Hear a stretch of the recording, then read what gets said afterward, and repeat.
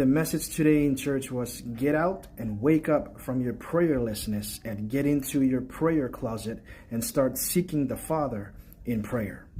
You know, the Bible says that when you pray, not if you want to pray, not if you feel like praying, not if you have free time, you must pray. No, the Bible says when you pray, which means that prayer is not an option.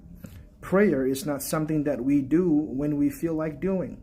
Prayer is something that we must get into the habit of doing, because if we do that, we can receive revelation, we can receive strength from the Father. You know, when Jesus was in the Garden of Gethsemane, he was praying to the Father, asking the Father, if it is your will, let it be done. But if it's not your will, it must not be done. And he received strength.